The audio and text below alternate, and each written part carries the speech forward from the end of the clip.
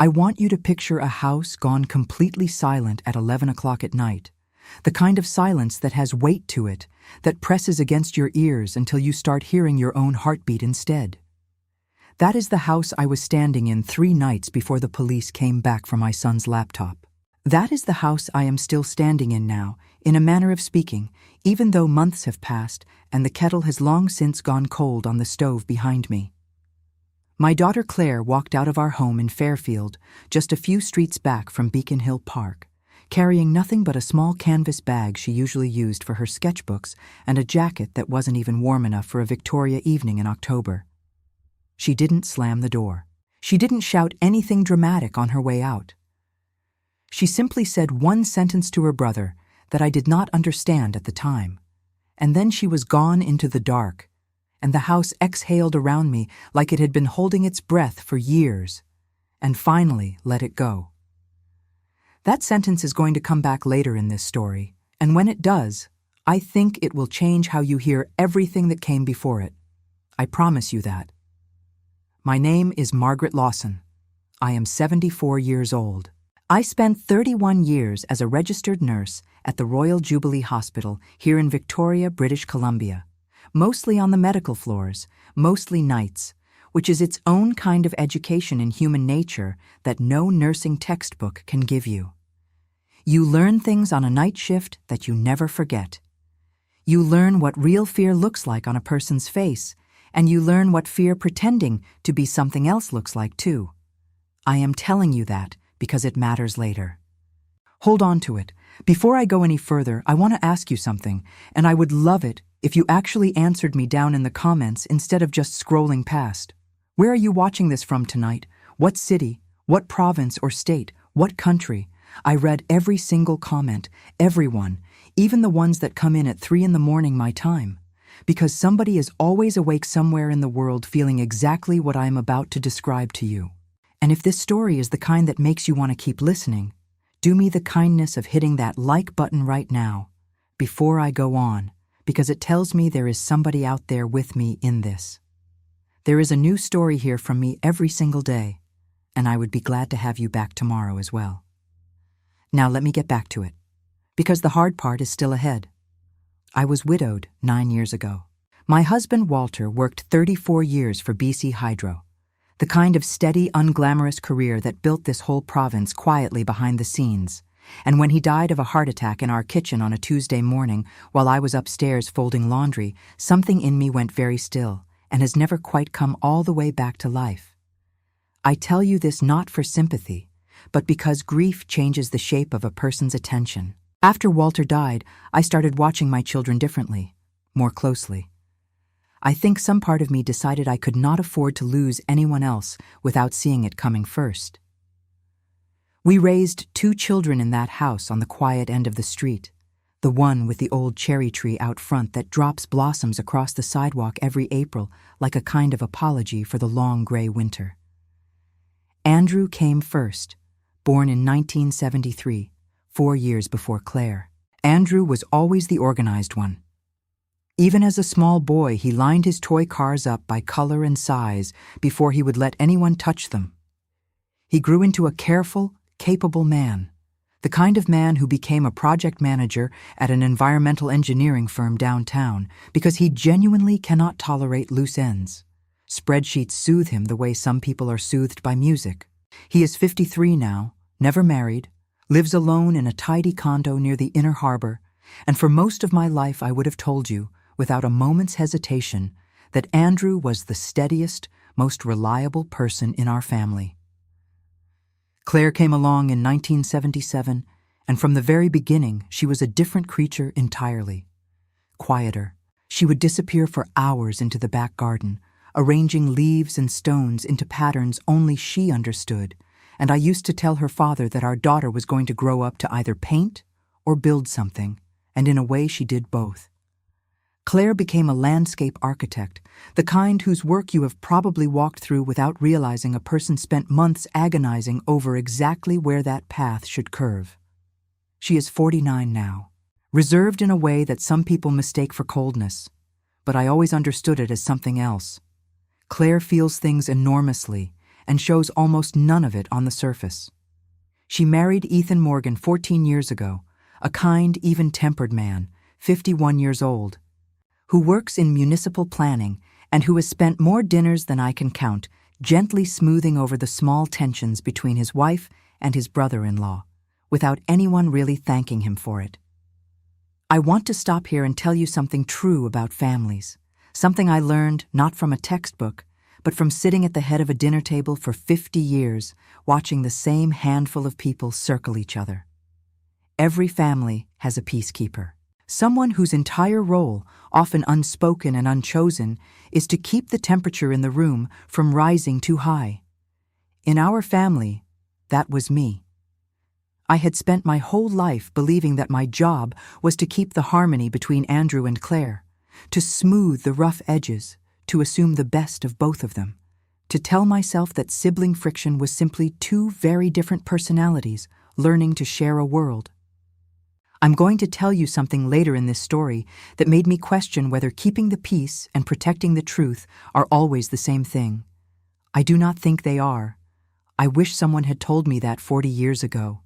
If you have ever been the one in your own family who held everything together, the one everybody called when there was a disagreement, I want you to leave me a comment about that.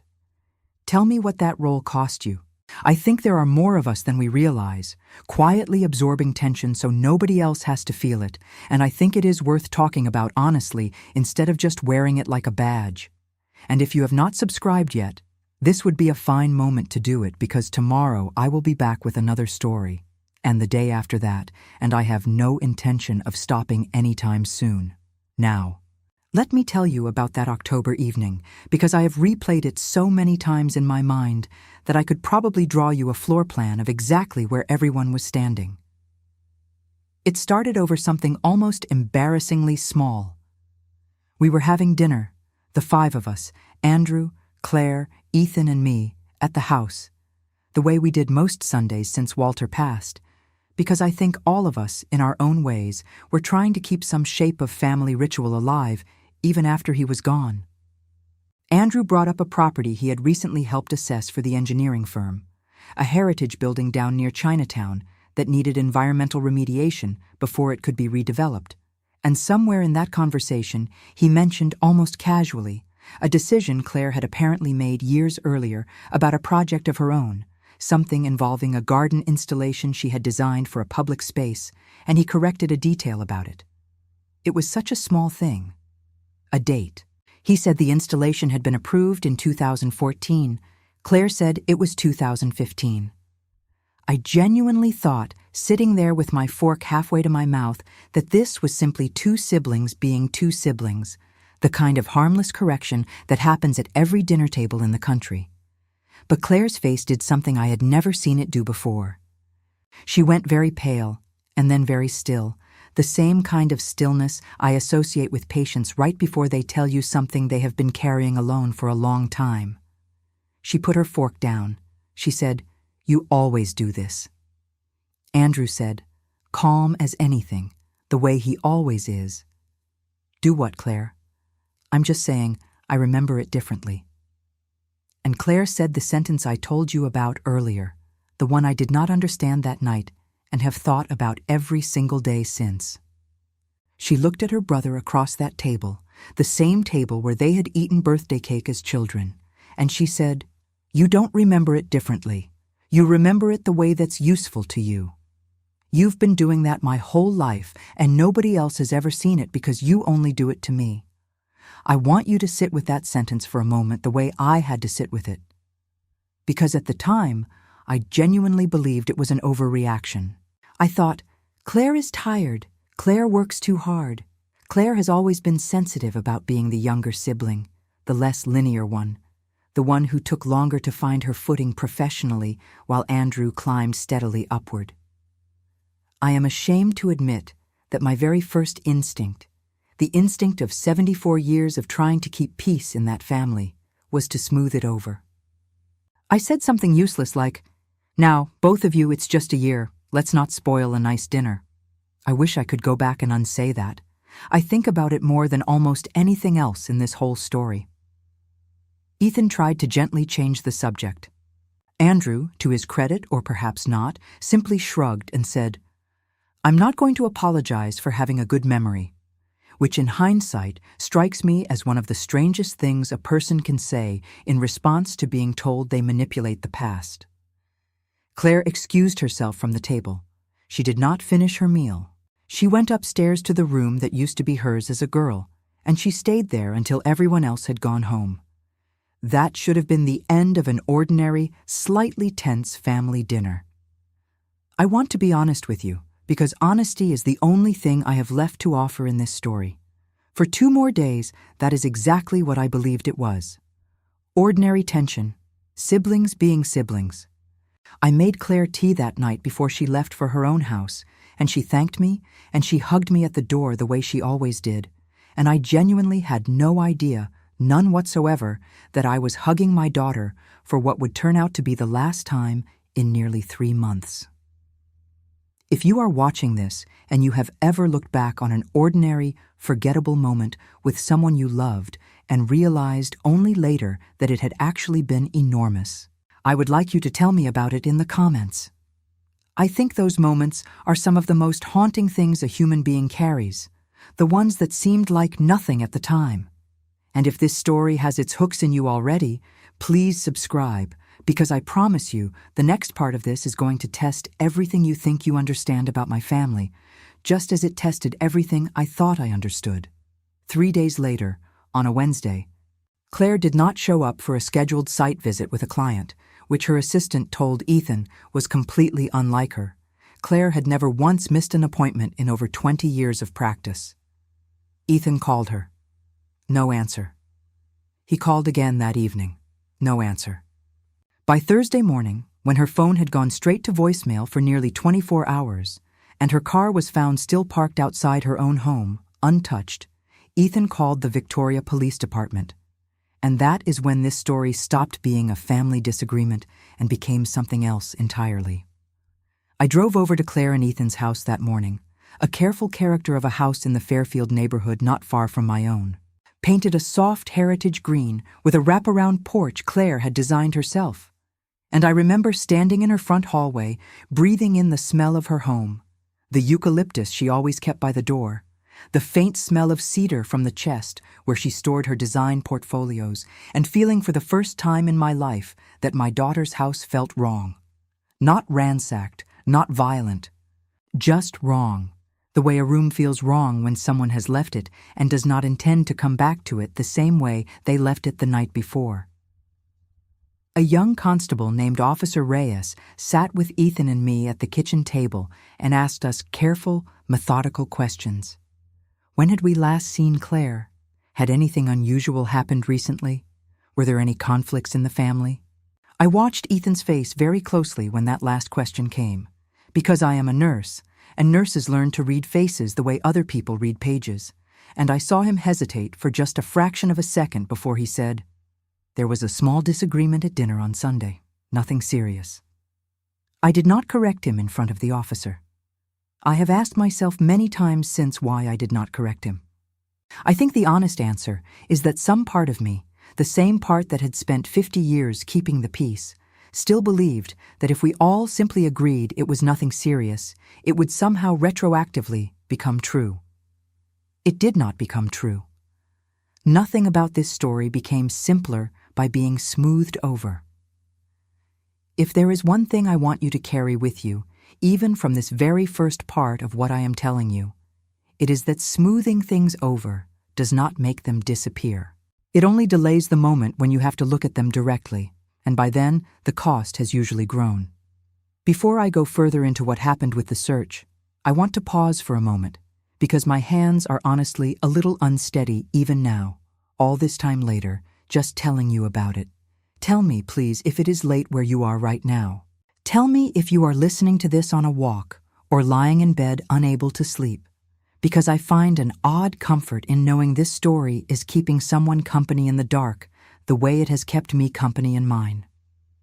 Like this video, if any part of it has reached something true in you so far. Subscribe if you have not, because there is a great deal more to this, and I intend to tell every bit of it to you honestly, the way I wish someone had told it to me from the start. The days that followed were the longest of my life apart from the day Walter died. Victoria Police treated it, in the beginning, as a voluntary missing person case, which I learned through long, anxious phone calls and far too much late-night research, is actually the most common category for an adult who goes missing in Canada. I want to share something with you here, not as gossip but as something genuinely worth knowing, because I think very few people understand it until they are forced to. When an adult disappears in this country, the police cannot simply treat it the way television shows make you believe they will. Adults have the legal right to leave their lives behind without telling anyone, even their own families, even their own husbands. It is not a crime to walk away from your life. It only becomes a police matter of real urgency if there is evidence of danger, foul play, or a vulnerable circumstance. For the first several days, despite our pleading, despite Ethan's growing frantic worry, the file on Claire sat in exactly that gray, frustrating category. Missing, but not necessarily endangered. Gone, but not necessarily taken. I spent those days doing the only thing that has ever made me feel useful in a crisis, which is gathering information with a nurse's discipline. I called Claire's closest friend from her design firm, a woman named Priya, who told me, gently, that Claire had seemed withdrawn for months, not days, months, and that she had mentioned once over coffee, almost in passing, that she sometimes felt like she was the only one who remembered things the way they actually happened in her own family. I did not understand what Priya meant at the time. I wrote it down anyway, in the little notebook I had started keeping, the same kind of notebook I used to keep at the nursing station decades ago. Because somewhere deep down I already knew that whatever was happening here was not going to be solved by guessing. It was going to be solved, if it was solved at all, by paying very close attention and writing everything down exactly as it happened, not as I wished it had happened. I called Andrew too. I asked him directly, mother to son, sitting across from him in his tidy condo with its perfectly aligned bookshelves, what he thought had happened to his sister. He looked at me for a long moment, and he said, Mom, Claire has always had a flair for the dramatic when she feels overlooked. I think she needed space, and she's taking it in the most Claire way possible. I want you to notice, the way I eventually had to notice, how confident that sentence was, how calm, how completely it placed the explanation inside Claire's character rather than inside anything that might have happened between them. At the time, exhausted and frightened, I let myself believe him, because believing him was easier than the alternative, and because he is my son, and because for 53 years I had never once had a real reason to doubt the way Andrew explained the world to me. If you have ever desperately wanted to believe the simplest explanation a person gave you, simply because the alternative was too frightening to hold, I want you to know you are not foolish for that. You are human. I was a registered nurse for 31 years, and I still did it. Tell me in the comments if that has ever happened to you, believing the easy story because the hard one felt unbearable. I think more of us carry that than we admit out loud. On the third day after Claire's disappearance, everything changed, and it changed in a way none of us were prepared for.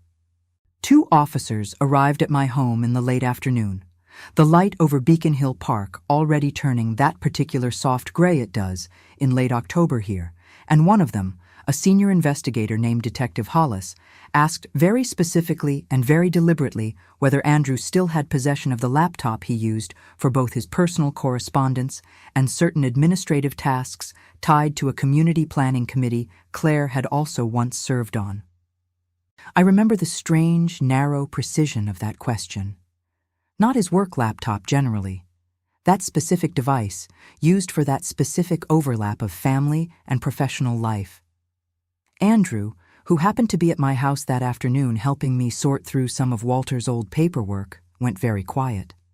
I watched my son's face do something I had genuinely never seen it do in 53 years. For just a moment, before he composed himself into the calm, agreeable man I had always known, something flickered across his expression that I can only describe As a nurse who spent 3 decades reading the unguarded faces of frightened, exhausted, and dying patients as the exact look of someone who has just been asked a question they hoped, against all reasonable odds, that nobody would ever ask. He said, of course, that he would cooperate fully. He said the laptop was at his condo. He drove the officers there himself, and I followed in my own car because I could not have stayed behind in that empty house for anything in the world. And that is how I came to be standing in the doorway of my son's tidy, orderly living room 3 days after my daughter disappeared, watching 2 police officers carefully place his laptop into an evidence bag while he stood very straight and very still beside his bookshelves. And I felt something in my chest that I had not felt since the morning I found Walter on our kitchen floor. A kind of falling, even while standing perfectly still. I am going to stop the story right here for tonight, because I think you deserve a moment to breathe before what comes next, the way I needed a moment to breathe before I could even bring myself to drive home that night. Before I go, I want to ask you for something honest. If you have made it this far with me, leave me a word in the comments about what you think was on that laptop. I genuinely want to know what your instinct tells you, because mine, standing right there in that room, told me absolutely nothing, and that frightened me more than any answer could have. Please subscribe if you have not already, because tomorrow I am going to tell you exactly what those officers found when they opened that laptop in front of me. And I promise you, it was not what any of us expected. Not violence, not anything criminal in the way you might be imagining, but something quieter and in some ways far harder to live with. Share this with someone who has ever had to question whether they really knew their own family the way they thought they did. I have a feeling there are more of you out there than you realize. Stay with me. We are only just beginning. I have to tell you honestly that I did not sleep at all the night after the police took Andrew's laptop. I sat in my own kitchen, the same kitchen where Walter died 9 years earlier, and I made myself a cup of tea I never drank. And I kept hearing Claire's voice from that dinner table running through my mind on a loop. You don't remember it differently. You remember it the way that's useful to you. I had spent 3 days trying to translate that sentence into something I could dismiss, and that night, alone in the dark with the refrigerator humming and the streetlight outside throwing long shapes across the floor, I finally let myself sit with the possibility that my daughter had meant exactly what she said.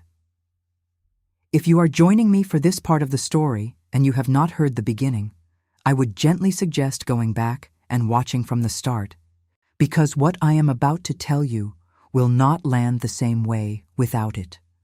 For those of you who have been with me since last night, thank you for coming back.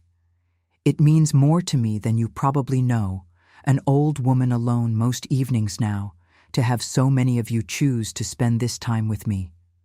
Tell me where you are tuning in from tonight, what part of the world, what time it is for you, because I like picturing all of you out there, scattered across so many different places, listening to the same difficult story at the same time in your own way.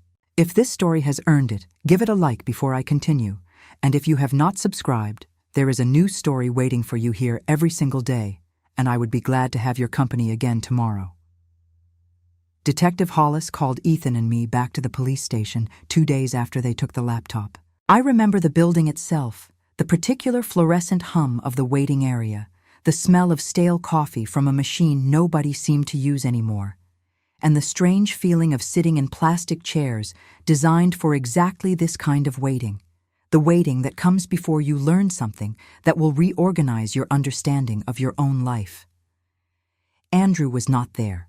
He had been asked to come in separately later that same day, which I understood even then to be deliberate. The careful procedural choreography of people trained to keep accounts from contaminating one another before the truth has had a chance to settle into its proper shape. Detective Hollis was a measured woman in her 40s with the kind of patient, unhurried manner that I recognized immediately from my own years of delivering difficult news to families in hospital corridors. She sat across from Ethan and me in a small room with a table between us, and she said something I will never forget. She said, "I want to be very clear before I show you anything. Nothing on this device constitutes a criminal offense in itself. There is no evidence here of violence, of any physical harm to your daughter, of anything that would currently support criminal charges.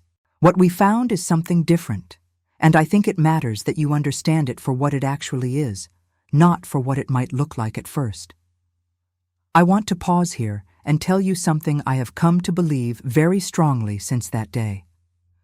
We live in a culture that has trained us, I think through decades of crime dramas and frightening headlines, to expect that the worst thing a family secret can contain is violence. And do not misunderstand me. Violence is a real and devastating thing, and I have nursed enough patience through its aftermath to never minimize it. But I learned something in that small room with Detective Hollis that I had not fully understood before. Sometimes the most quietly devastating thing a person can do to someone they love does not leave a single visible mark. Sometimes it is built entirely out of memory, out of language, out of the careful, patient rewriting of a shared history, until one person's version of events simply stops being believed by anyone, including, eventually, by themselves. What the police found on Andrew's laptop, in a folder labeled with nothing more alarming than the word records, was a meticulously organized archive going back nearly 9 years. Screenshots of family group text messages, saved emails between Claire and Andrew going back to 2017, typed summaries, dated and time-stamped, of conversations Andrew had clearly written up after the fact, each one framed in calm, almost clinical language, each one subtly recasting moments I remembered very differently myself. There was a document titled simply Timeline, 14 pages long, that laid out, in Andrew's careful, organized handwriting style, translated into careful, organized typing, a complete chronological account of every disagreement he and Claire had ever had as adults, each one annotated with his own interpretation of what had really happened, each one quietly, persistently suggesting that Claire was the unstable, unreliable, overly emotional party, and he was simply the reasonable man trying to keep the peace around her. I want you to understand something, because I think it is genuinely important, and not just for families like mine. What Andrew had built was not, as far as anyone could determine, intended for any criminal purpose. There was no evidence he planned to use it against Claire in court, no evidence of any legal maneuver underway. Detective Hollis was careful and fair about this, and I respect her for it. What he had built, as far as anyone could tell, was simply a private record he kept for himself, a way of constantly reassuring himself, document by document, conversation by conversation, that his version of every shared memory was the correct one and his sister's was not. If you have ever known someone who insists, calmly and persistently, that they remember a shared moment differently than you do, every single time, until you start quietly wondering whether your own memory can be trusted at all, I want you to leave me a comment about that, because I have learned there is actual language for this in the field of psychology, and learning that language changed something in me. It does not erase what happened, but it gave me a shape to hold it in, instead of just an aching confusion. Like this video, if that resonates with you in any way, and please subscribe, because tomorrow's story is a different family entirely, but I promise you, it carries its own kind of truth as well. Reading through even a small portion of what Detective Hollis allowed us to see, with Ethan sitting beside me very still and very pale, I began to understand what Claire had meant at that dinner table. The disagreement about the date of her garden installation was not really about a date at all. It was the latest entry in 9 years of small, patient corrections, each one designed not to wound dramatically, but simply to establish, again and again, in front of witnesses, that Claire's memory could not be fully trusted, and Andrew's could. I found an email from 2019 in which Claire had written to her brother, with visible exhaustion in every line, asking him to please stop correcting small details of stories in front of their mother, because it was starting to make her doubt herself even when she was certain. Andrew's reply, calm and reasonable on its surface, said only that he simply valued accuracy and did not understand why that upset her so much. I remember reading that exchange and feeling something cold settle into my chest, because I recognized, with the particular clarity that only comes far too late, that I had been sitting at that very table during several of those small corrections over the years. And I had laughed them off, or changed the subject, or once, God forgive me, I had actually sided with Andrew because his version sounded more orderly, and Claire's, in the moment, sounded more emotional. I had spent 50 years believing my role was to keep peace between two children with simply different personalities. I had not understood until that afternoon in that small police station room that peace built on top of one person quietly being disbelieved again and again is not actually peace at all. It is just a very patient kind of harm wearing peace's clothing. I need to stop for a moment here, because even telling you this now, my hands are not quite steady. I want to ask you something honestly, not as a performance, but because I genuinely want to know. Have you ever been the person in the room who, without meaning to, made it easier for someone else's version of events to win, simply because it was calmer, more confident, more convenient? I have thought about this almost every day since, and I do not say it to punish myself further, only because I think it is worth all of us asking. Tell me in the comments. I read everyone, and I think this particular question matters more than most of what I usually ask you. If you are still with me, please subscribe, because there is a great deal more of this story left to tell, and I have promised myself I will tell every part of it honestly, including the parts that do not flatter me. Detective Hollis also showed us something else that afternoon, something that finally connected this strange, painful archive to Claire's actual disappearance. Among the saved files was a folder of messages between Andrew and Ethan dating back nearly 2 years, in which Andrew had repeatedly, gently, persistently raised concerns with Ethan about Claire's, in his words, increasing instability, her tendency to misremember things, her difficulty managing stress. He had, in effect, been laying a quiet foundation for years, not toward any single dramatic confrontation, but toward a slow, accumulating consensus among the people who loved Claire most that she could not entirely be trusted with her own story. I watched Ethan's face as Detective Hollis described this, and I saw something break open in him that I think had been sealed shut for a very long time. He admitted, his voice barely above a whisper, that he had occasionally found himself, over the past couple of years, quietly second-guessing Claire's recollection of small disagreements between them, wondering privately if his brother-in-law's calm, concerned framing had perhaps been right after all, that Claire really was simply more sensitive, more prone to remembering things harder than they had been. He had never told Claire this. But I think, in some way that none of us fully understood until that day, Claire had felt it anyway. The way you can feel a draft from a window you cannot see. The slow erosion of being believed by the people closest to you. This is the part of the story I think about most, even now. Claire's disappearance was not, as far as the investigation has been able to determine, and as far as anything that came afterward has confirmed, the result of any single dramatic event. There was no abduction, no crime in the way that word usually implies, nothing that fits neatly into the categories we are trained by television to expect. What the evidence on that laptop revealed, alongside Priya's account of Claire's withdrawal and Ethan's quiet, painful admission, was something slower and in some ways harder to forgive simply because no one had ever done anything you could point to directly and call wrong.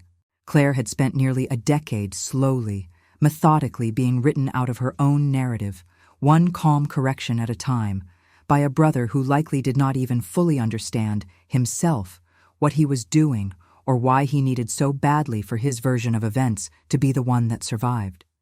If you are sitting with that the way I had to sit with it, I understand completely if you need a moment. I needed several. Before I go further, I want to remind you, gently, that if anything in this story has touched something true in your own life, there is no shame whatsoever in talking to someone about it, a counselor, a trusted friend, even simply writing it down the way I eventually learned to. And if you are watching this and recognizing, even faintly, a version of yourself in Claire, in someone whose memory has been quietly, persistently undermined by someone they loved, I want you to know that recognizing it is already the hardest and most important part. Comment below if this story has stirred something loose in you. I promise I will read it. In the days following that meeting at the police station, the investigation itself entered a strange new phase, one that Detective Hollis described to us carefully and honestly. Because nothing on the laptop constituted a crime, the case could not simply be closed on the basis of having found a motive for emotional estrangement. Adult missing person cases in British Columbia, as I had already begun to learn through long, anxious nights of research, are handled through a careful, layered process. Local police continue active investigation when there is any indication of risk, but information about a competent adult's whereabouts, once located, generally cannot be shared against that adult's own wishes, a fact that I confess frustrated me enormously in the moment, even as the nurse in me understood exactly why that protection exists.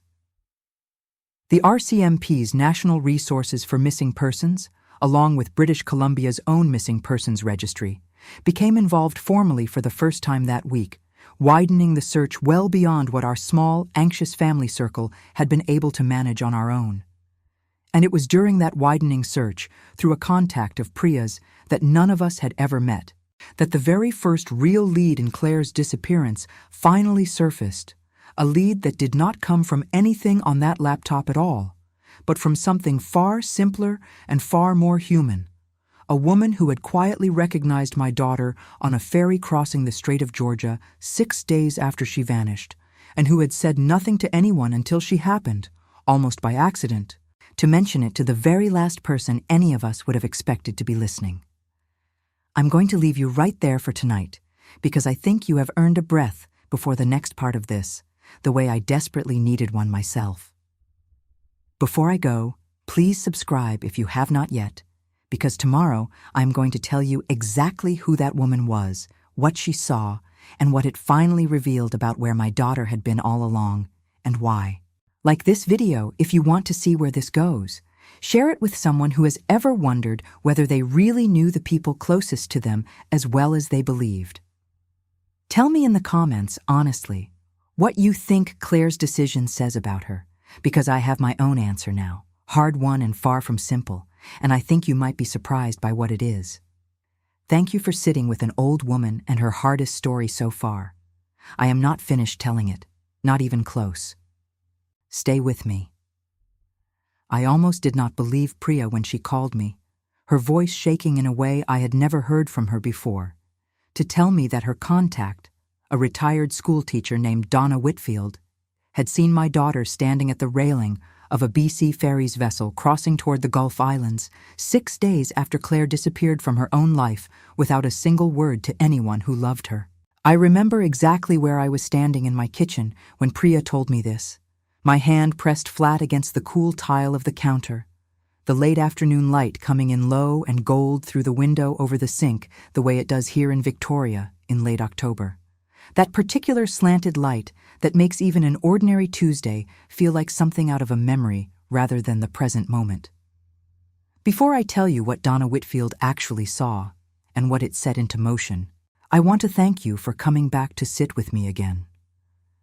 This story has not been an easy one for me to tell, and the fact that so many of you have returned night after night to hear the next part of it means more to this old woman than you probably realize. Tell me, if you would, where you are tonight, what part of the world you are listening from, and what time it is wherever you are sitting right now. I find a real comfort in picturing all of you scattered across so many different places, all listening to the same difficult story at roughly the same hour. If you have not yet hit that like button, I would be grateful if you did. And if this is your first time with me, there is a new story here every single day, and I would love to have you stay. Donna Whitfield, it turned out, had taught high school art for nearly 30 years on the Saanich Peninsula before retiring, and she had attended a public lecture Claire gave years earlier on sustainable garden design for a community planning series at the Victoria Conference Centre. She did not know Claire personally. She had simply remembered her face, the particular way Claire tilts her head slightly to the left when she is listening carefully to something. A small gesture I have watched my daughter make since she was 4 years old, standing in our garden examining a stone she had decided was important. Donna had been crossing on the same morning ferry from Swartz Bay, heading toward Fulford Harbor on Salt Spring Island to visit her sister, and she noticed a woman standing alone at the railing on the outer deck despite the cold, wearing a jacket too thin for the wind, holding tightly to a small canvas bag. I want you to understand something about that detail, the canvas bag, because it is the same bag Claire carried out of my house the night she disappeared. The bag she has used for her sketchbooks since she was in design school nearly 25 years ago. When Detective Hollis told me Donna had specifically remembered that detail, the bag held against Claire's chest, with both arms the way you might hold something you were afraid someone could take from you, I had to sit down in the hard plastic chair of that police station waiting room and put my head between my knees for a moment.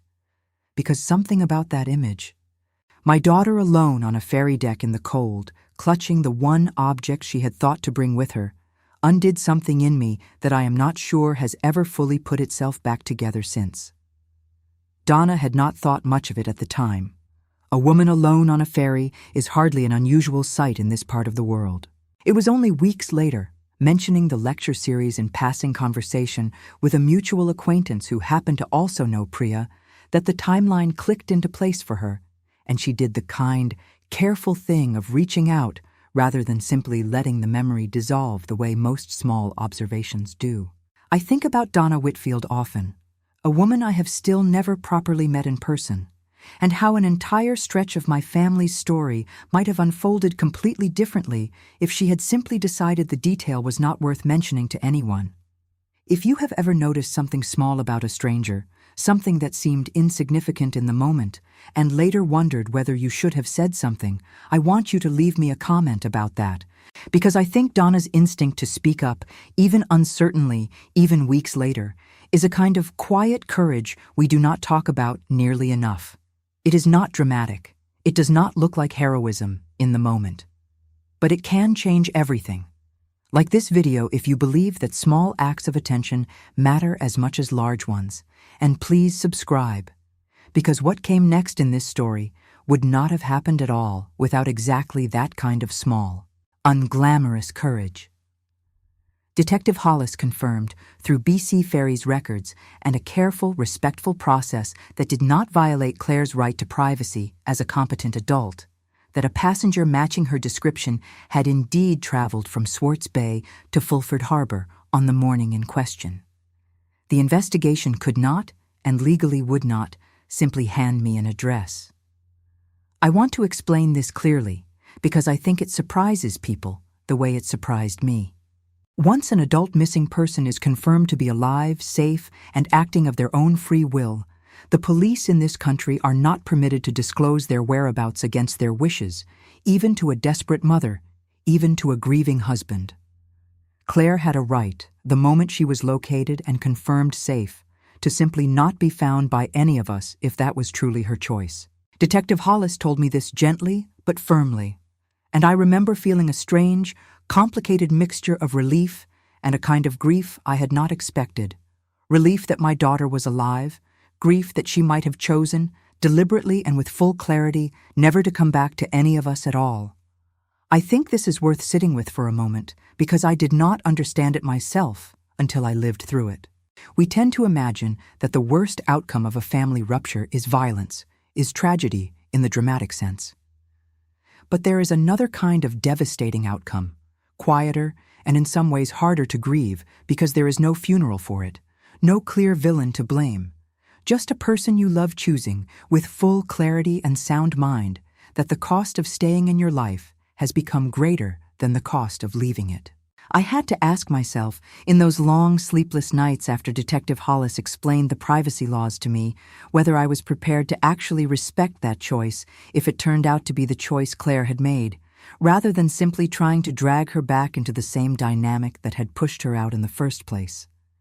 Ethan was not ready to accept that possibility at all, not yet, and I do not blame him for it.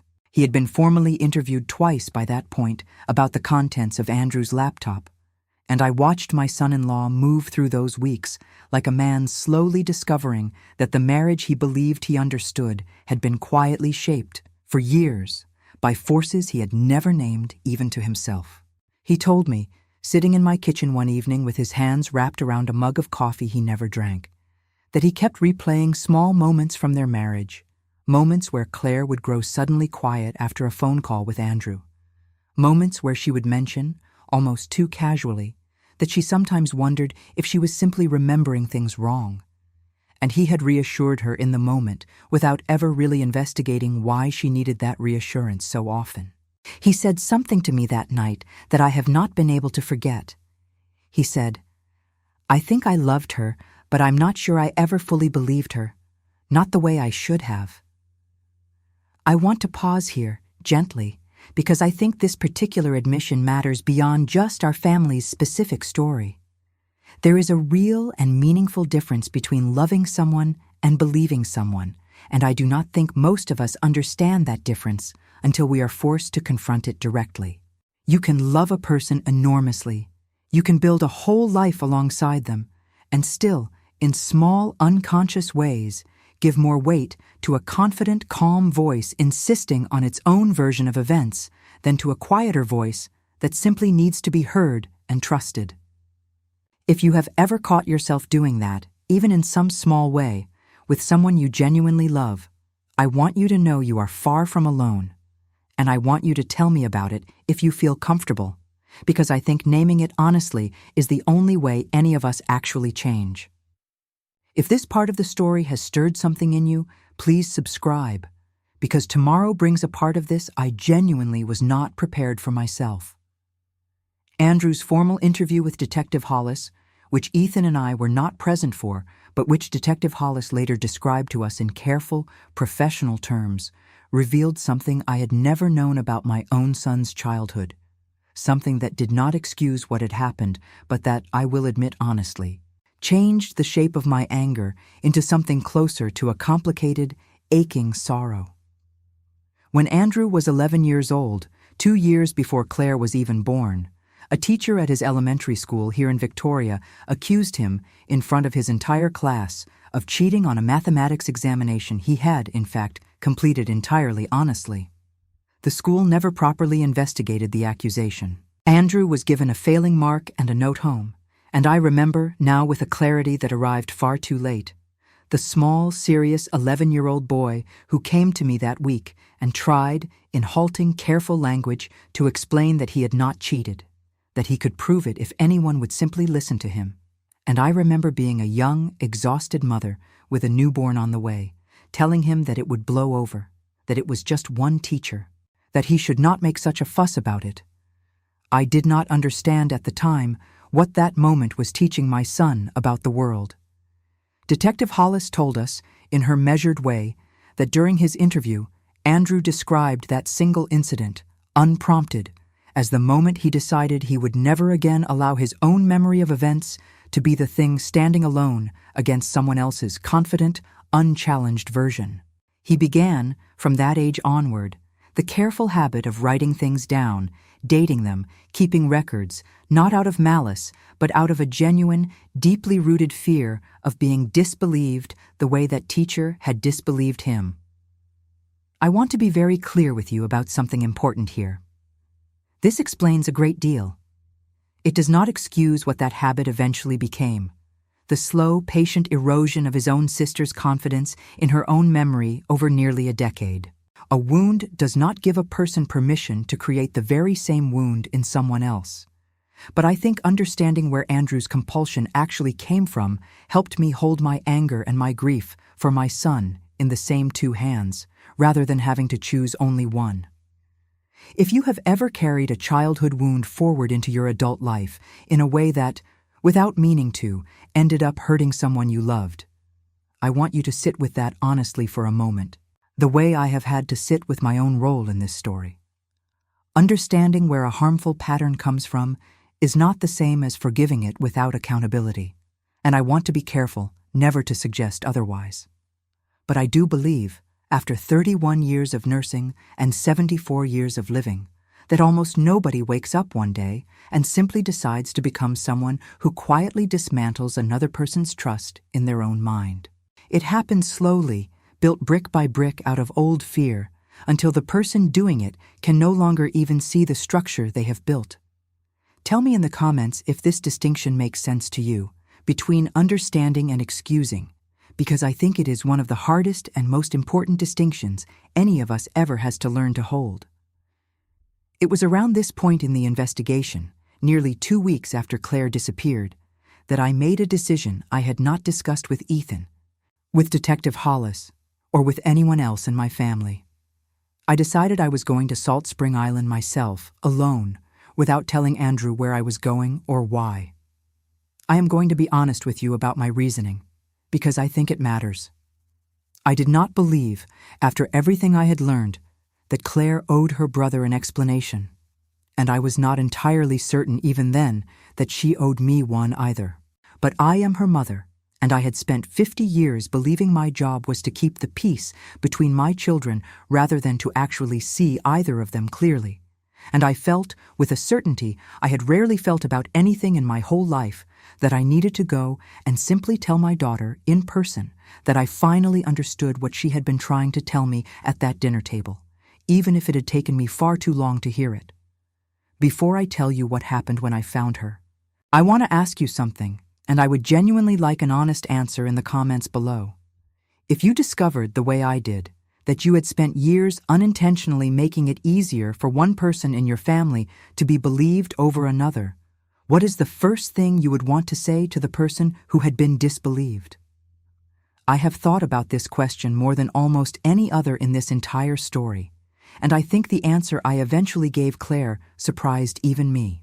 Like this video, if this story has made you think differently about your own family, even in some small way.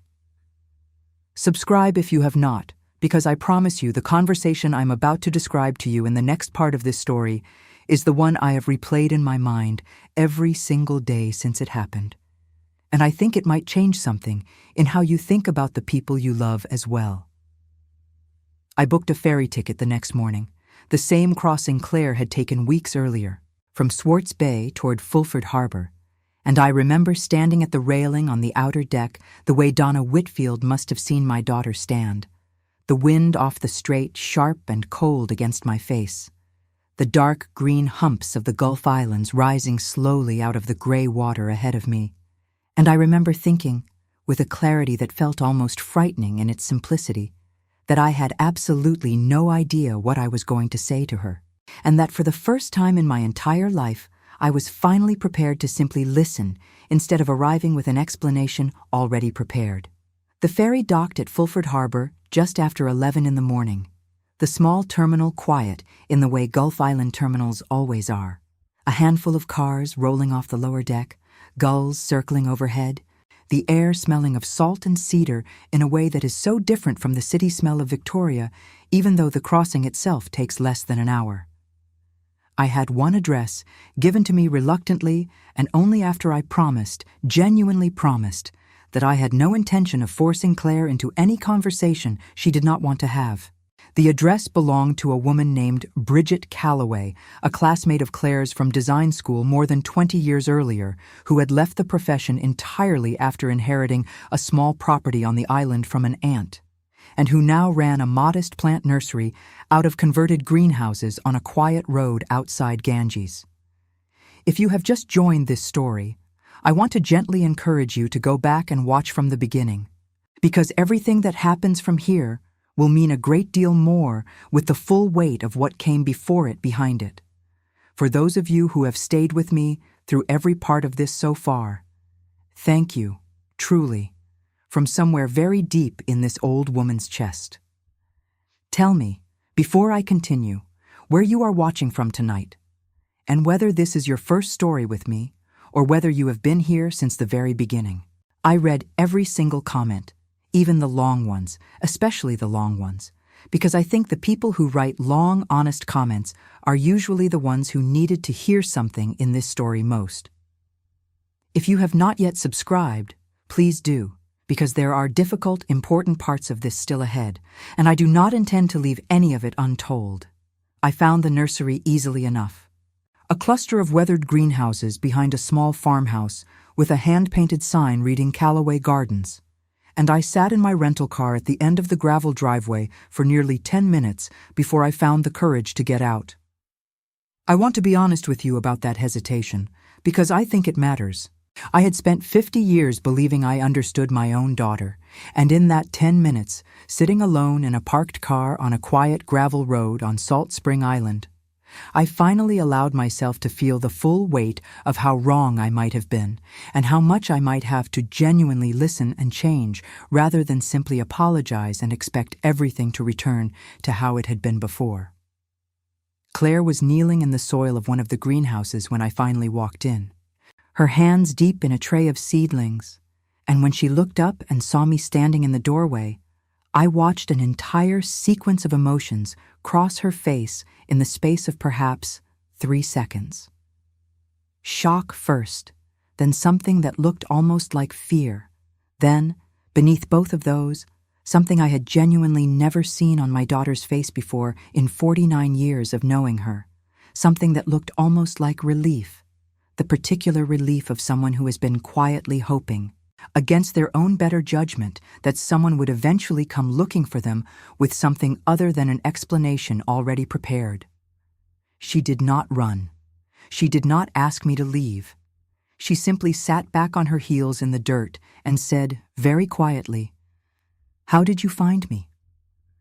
I told her the truth, the whole truth, exactly as I am telling it to you now. I told her about the laptop, about the timeline document, about Ethan's quiet, painful admission, about Andrew's childhood, and the teacher who had called him a liar in front of his whole class when he was 11 years old, about Donna Whitfield and the fairy and the canvas bag held against her chest in the cold. I watched my daughter's face as I told her all of it, and somewhere in the middle of it, she started to cry. Not the way she had cried as a child, loudly and without shame, but the careful, contained way she has cried as an adult for as long as I can remember, tears falling while her face remained almost perfectly still, as though even her grief had learned to be quiet so as not to disturb anyone else in the room. If you have ever had to watch someone you love cry in that particular contained way, the way of someone who has learned over many years that their feelings need to take up as little space as possible, I want you to know that recognizing it is its own kind of heartbreak. I had seen Claire cry that way at her father's funeral. I had seen her cry that way at her own wedding, from happiness, she told me afterward, though even her happiness had seemed to require permission before it could fully arrive. I did not understand, until that morning in Bridget's greenhouse, how long my daughter had been quietly, carefully managing the size of her own emotions so as not to become, once again, the difficult one, the dramatic one, the one whose memory could not be trusted. I am going to pause here for just a moment, because even telling you this now, my throat has tightened in a way I was not expecting. Before I continue, I want to ask you something, and I genuinely want you to sit with it before you answer. Have you ever realized, all at once, that someone you loved had been quietly shrinking themselves around you for years, making themselves smaller and quieter so as not to disturb a peace that was never really peace at all? Tell me in the comments if that recognition has ever come to you, late, the way it came to me. Like this video, if this part of the story has reached something true in you. Subscribe, please, because what Claire told me next, sitting in that greenhouse with dirt still on her hands, is the part of this entire story I think about more than any other single moment, and I want to tell it to you exactly as she told it to me. Claire told me that the disagreement at the dinner table about the date of her garden installation had not, in fact, been the moment everything broke. It had simply been the moment she finally ran out of the particular kind of strength it takes to let one more small correction pass without naming what it actually was. She told me that she had been keeping her own quiet record for years, not the way Andrew had, not typed and dated and organized into a folder labeled records, but a kind of internal record, a private, exhausting accounting she had been forced to keep simply to hold on to her own sense of what had actually happened in her own life. She said that the hardest part harder even than Andrew's corrections themselves, had been the slow realization over years that everyone else in the family, myself very much included, had simply absorbed his version as the more reliable one. Not because anyone had ever sat down and decided Claire was less trustworthy, but because his version was always calmer, always more organized, always delivered with the particular unshakable confidence that people mistake, again and again, for accuracy. She told me something that I have turned over in my mind every single day since. She said, "I started to wonder if I was actually losing my memory, not metaphorically. I mean, I started genuinely worrying I had some kind of problem, because it felt impossible that I could remember so many things so differently from everyone else and still be the one who was right." I want you to sit with that for a moment, the way I had to sit with it in that greenhouse, the dirt and cedar smell thick around us, my daughter's hands still trembling slightly from the seedlings she had set down. My daughter, a successful, accomplished, deeply capable woman, had spent years quietly afraid that her own mind could not be trusted, not because anything was actually wrong with her memory, but because the people around her had, without ever once intending real harm, made it easier and easier to believe the calm voice over the honest one. This is, I think, one of the most important things I have ever learned in my entire life, and I did not learn it from 31 years of nursing, or from raising 2 children, or from 50 years of marriage. I learned it at 74 years old, kneeling on the dirt floor of a greenhouse on Salt Spring Island, finally listening properly to my own daughter. Confidence is not the same thing as truth. Calmness is not the same thing as accuracy. And the people in our lives who speak the most certainly are not always, and in fact are sometimes very far from, the ones who deserve our trust the most. If there is one single thing I would want anyone listening to this story to carry away from it, even if you forget every other detail, I think it would be exactly that. If this idea has landed somewhere true in you, I want you to leave me a comment with the word that comes to mind when you think about your own experience of this, whatever that word is for you. I am genuinely curious what people will say.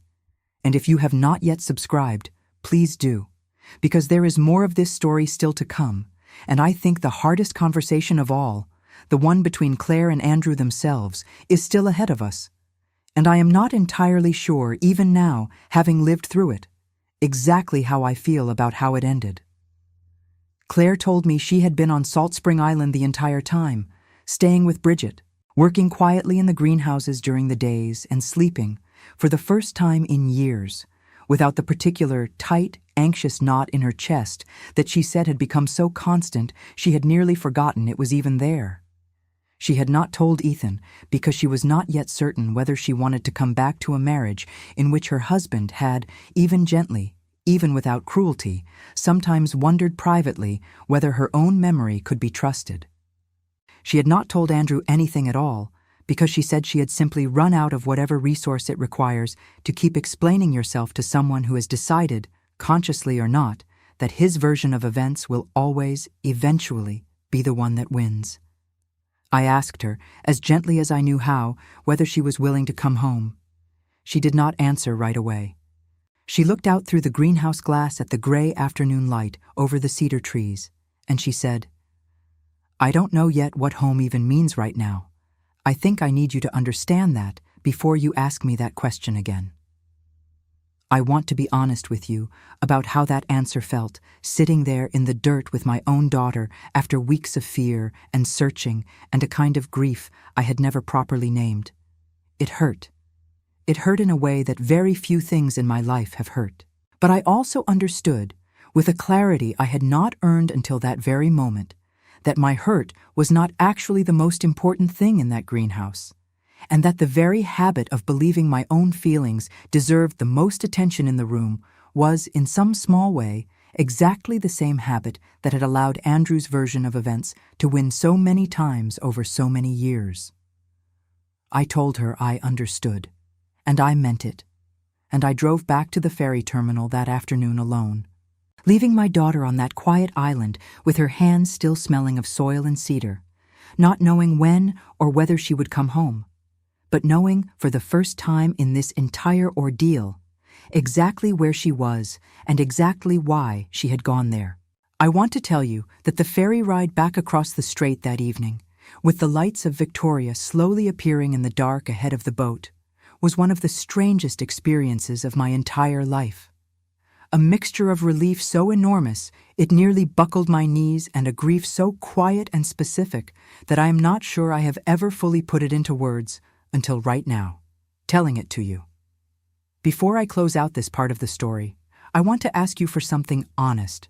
And then I want to ask you to stay with me, because what happened next, when I finally told Andrew where his sister had been and what she had said, is not the kind of confrontation you might be expecting, and I think it taught me more about my own son than almost anything else in this entire story. Here. Tell me in the comments whether you think Andrew deserves the chance to actually hear and understand what he did, or whether some patterns, once revealed, simply cannot be repaired no matter how much understanding is offered. I genuinely do not know the full answer to that question myself, even now, and I think that uncertainty is part of what makes this story true rather than simply comforting. Like this video if you have made it this far with me, because I know this has not been an easy story to sit with, and I am deeply grateful to all of you who have stayed. Subscribe if you have not, because there is a new story here every single day. And this particular one, I promise you, is not yet finished.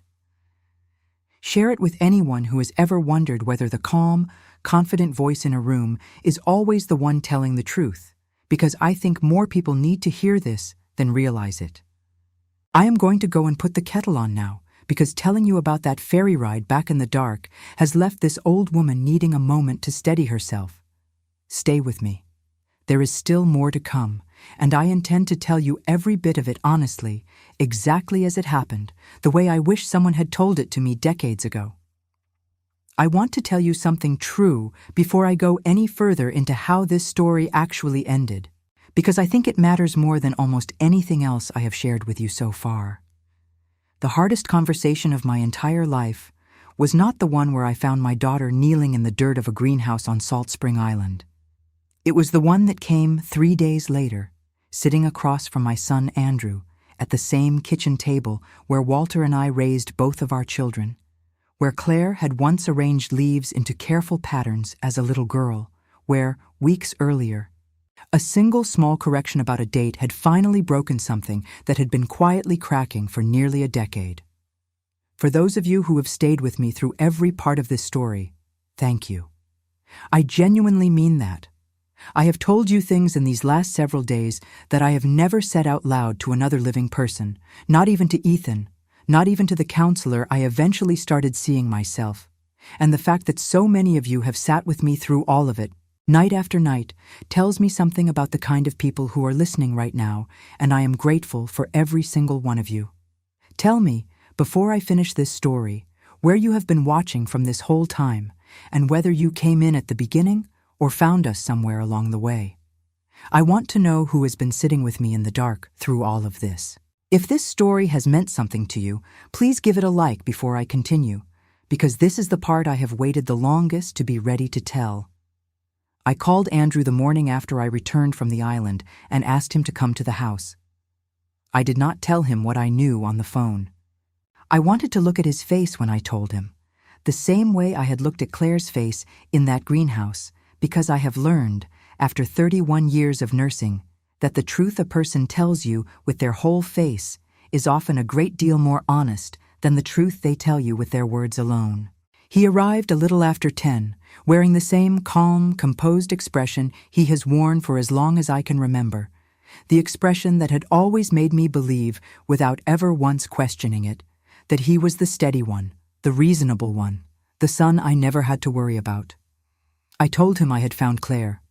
I watched something in his shoulders loosen with what looked unmistakably like relief, and for just a moment I let myself hope that what would follow might actually be simple, that he might simply be glad his sister was safe, and that would be the whole of it.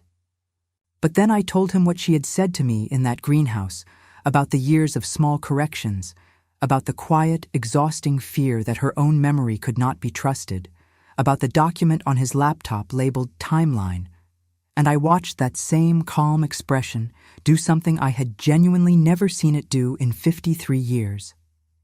It did not crumble.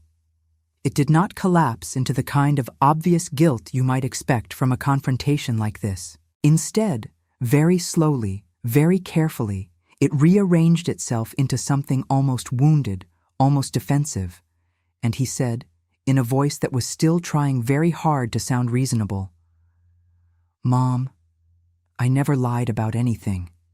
Everything in those files actually happened. I have the dates, I have the messages. I was just trying to keep things straight because nobody else ever did." I want you to notice something in that sentence, the way I had to notice it sitting across that table from my own son, because I think it is one of the most important things this entire story has to teach. Andrew was not, in his own mind, describing manipulation. He genuinely believed, and I think he still believes to this day, that he was simply being accurate, simply protecting the truth in a family that he felt had never properly protected him, not since he was 11 years old, and a teacher called him a liar in front of his entire class. I told him, as gently and as honestly as I could, that being factually correct about a date is not the same thing as being honest about the effect your constant corrections had on your sister's sense of her own mind, and that a person can be technically right about every single detail and still cause a kind of harm that no fact-checking in the world will ever undo. I am not certain he fully understood what I meant that day. I am not certain he fully understands it even now. If you have ever had to have a conversation like that with someone you love, someone who genuinely does not see, even when shown directly, the harm their own behavior caused, I want you to know how exhausting and how lonely that particular kind of conversation can be. There is no satisfying ending to it most of the time. There is no moment where the other person suddenly understands everything and falls apart in remorse the way it happens in films. Sometimes there is only a quiet, unfinished kind of grief, the grief of loving someone whose blind spot you can finally see clearly but cannot make them see for themselves no matter how carefully you explain it.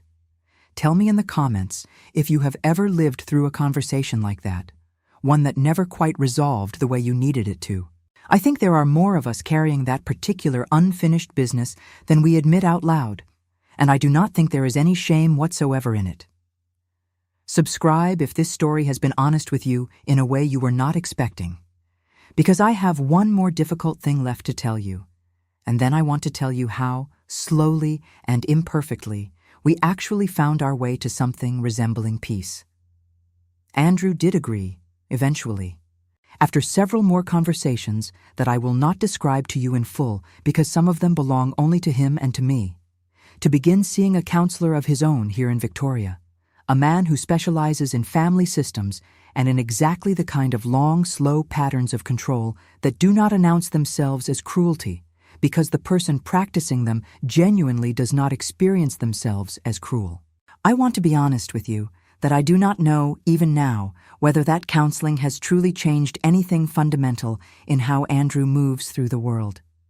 I know that he has, at the very least, stopped correcting small details of stories at family gatherings, though I sometimes wonder if that is genuine change or simply a careful new kind of restraint. I think the honest answer, the answer I have had to make peace with, is that I may never fully know which one it is, and that I have had to learn to let that uncertainty exist without needing to resolve it into something tidier than it actually is. Claire came home to Victoria 6 weeks after I found her on Salt Spring Island, though I want to be careful with that word, home, because what she came home to was not quite the same as what she had left.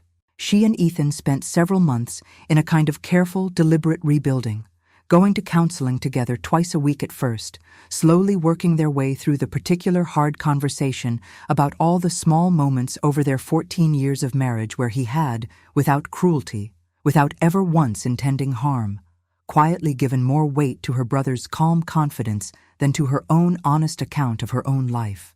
Ethan told me, nearly a year later, sitting in my kitchen with his hands finally steady around a cup of coffee he actually drank this time, that the hardest part of that work was not apologizing to Claire, which he had done many times and meant every single time, but learning to actually notice, in the moment, the small reflex in himself that still occasionally wanted to soften or doubt something, Claire told him simply because it was delivered with feeling rather than with calm, careful precision.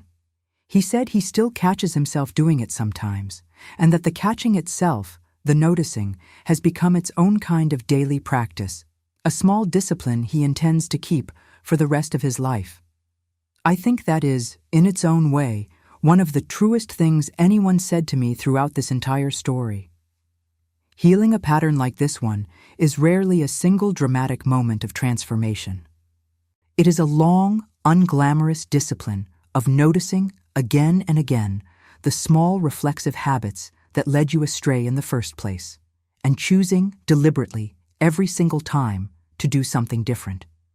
If you are someone who has ever had to do that kind of slow, unglamorous work in your own relationships, noticing a pattern in yourself and choosing differently day after day, even when nobody is watching and nobody is applauding you for it, I want you to know that this is, in my mind, one of the bravest and most important things a human being can do, far braver than any single dramatic apology could ever be. Leave me a comment if you have ever done that kind of quiet work yourself. I would genuinely like to hear about it. Claire and I have our own ongoing repair as well, and I want to be honest with you about that too, because I think it would be dishonest of me to end this story pretending my own relationship with my daughter simply snapped back into perfect closeness the moment I understood what had happened to her. There is a particular kind of grief I have learned in realizing that someone you love has spent years quietly doubting her own mind, partly because of choices you yourself made, choices to smooth things over, to side with the calmer voice, to believe that keeping the peace was the same thing as protecting the truth. Claire has forgiven me. She has told me so directly, and I believe her completely. But I have also learned that being forgiven does not erase the responsibility of continuing to show, through years of consistent action rather than through any single conversation, that I have actually changed how I listen to her. We talk now in a way we never quite did before. When she tells me something happened a certain way, I have trained myself, slowly and sometimes imperfectly, to simply believe her first and ask questions second, rather than the other way around, which was my old habit for nearly 50 years. I want to pause here and tell you something about my own profession because I think it connects to everything this story has tried to teach. I spent 31 years as a nurse watching families in crisis, watching the way fear and exhaustion can make even loving people reach instinctively for whichever version of events feels calmer, more manageable, easier to hold. I used to believe that this instinct was simply a kind of practical wisdom, a way of keeping a difficult situation from becoming more difficult. I understand now, after everything that happened to my own family, that this instinct, left unexamined, can quietly become its own kind of harm, one that does not announce itself with raised voices or visible wounds, but that erodes, slowly and almost invisibly, a person's confidence in the truth of their own life. I wish someone had taught me this 40 years ago. I am telling it to you now because I cannot go back and tell my younger self, but I can tell you, whoever you are, wherever you are watching from tonight. If there is a single piece of practical wisdom I want you to carry away from this entire story, something you can actually use the next time you find yourself sitting at a family table watching two people disagree about a shared memory, I would want you to remember this. Confidence is not evidence. The person who speaks the calmest, the most organized, the most certain, is not automatically the person who is telling the truth, and the person who becomes emotional or struggles to find the right words in the moment is not automatically the one who is wrong. If you notice yourself consistently believing one particular person in your family over another, regardless of the actual content of what each of them is saying, simply because of how confidently they say it, I want you to pause and ask yourself honestly whether you are responding to truth or simply to tone. That single pause, that single moment of honest self-examination might be one of the most protective things you can ever offer the people you love. I also want to say something directly to anyone watching this who has ever felt the particular, quiet fear that Claire described to me in that greenhouse. The fear that your own memory cannot be trusted simply because someone close to you insists, calmly and repeatedly, on a different version of events. I want you to know that this fear has a real shape to it, and that you are not foolish or oversensitive or unstable for feeling it. If you find yourself constantly doubting your own recollection of conversations and events around one specific person, while feeling perfectly confident in your memory everywhere else in your life, that pattern itself is worth paying very close attention to. It does not necessarily mean anyone intends you harm, the way my own son did not fully intend harm to his sister, but intention is not the only thing that matters. The effect on you matters just as much, and you are allowed to name that effect honestly, even to someone you love, even if naming it costs you something in the moment. If this has ever happened to you, please know there is no shame in seeking support, whether that means talking to a trusted friend, a counselor, or simply writing things down the careful, dated way I eventually learned to, the way that allowed Claire, in the end, to trust her own account of her own life again. It has been a little over a year now since that dinner table conversation that started everything. Claire and Ethan are still together, still working at it the slow, deliberate way they have chosen, and I see something in my daughter now that I had honestly forgotten she possessed. A kind of quiet, settled confidence that I do not think I had seen in her since she was a young girl arranging stones and leaves in our garden, certain of her own small private logic, and unbothered by whether anyone else understood it.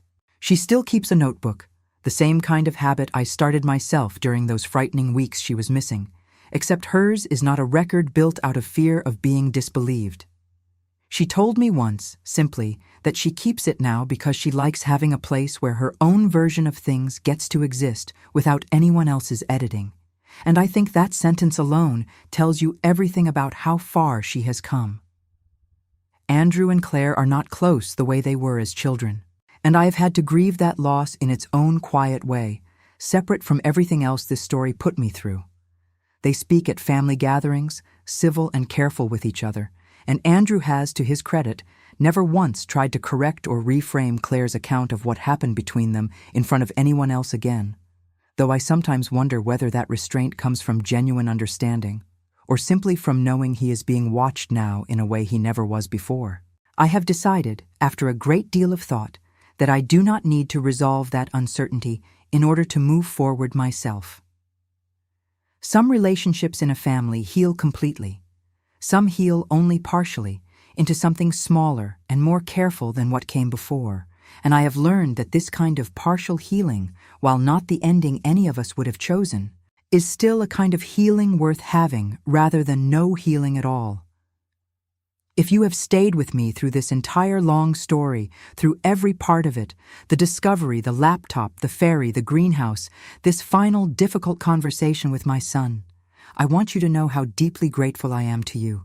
Telling this story has been its own kind of healing for me, an old woman sitting alone most evenings now in a house that holds so many memories, and having all of you choose to sit with me through it has meant more than I think I am able to properly put into words.